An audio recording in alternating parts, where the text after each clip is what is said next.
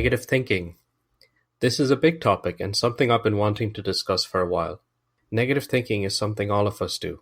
For some of us, however, it can occupy the majority of our thinking. Negative thinking is when you see the world in a negative way. You can't help it. Your mind always goes down the bad route. Let's say you're walking down the street and you wave at someone you know on the other side, and they don't wave back. They just walk by. Negative thinking would cause you to think that maybe they don't like you, maybe they are shunning you on purpose. It must be you. It's because you're embarrassing to be seen with in public.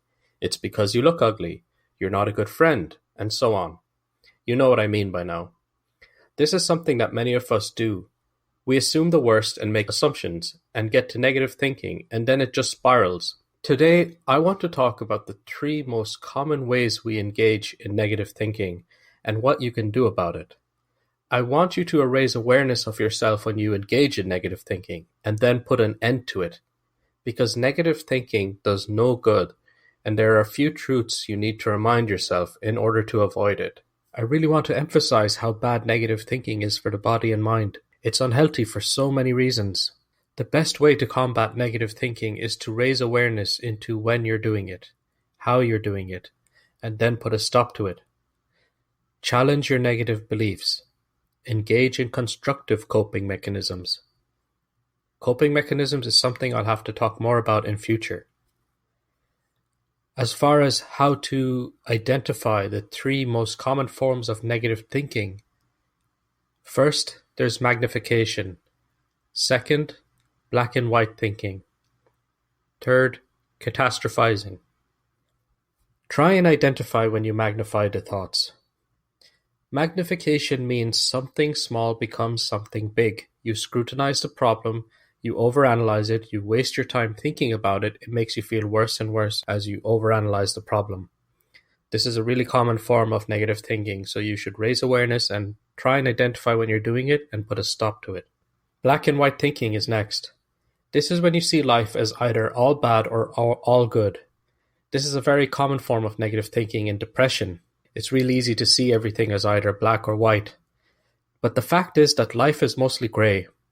There are good and bad things to consider always.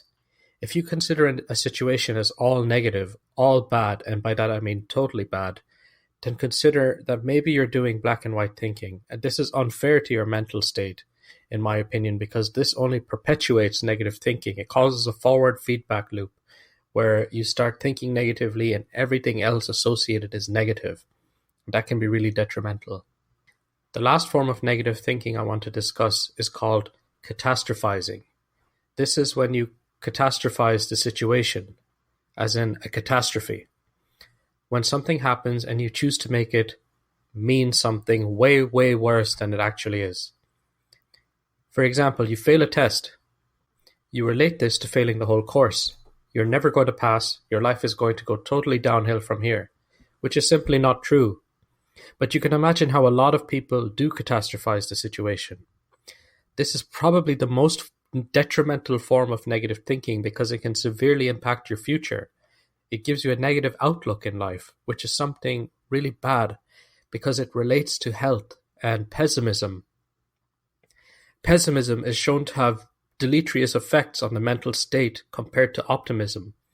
It's dangerous to be overly optimistic, but it's way, way worse to be a pessimistic person. This is probably something else I'll have to get into because studies have been shown that relates optimism versus pessimism on questionnaires. But for now, all I want to say is identify the forms of negative thinking I've mentioned. And in this case, catastrophizing is one of the worst.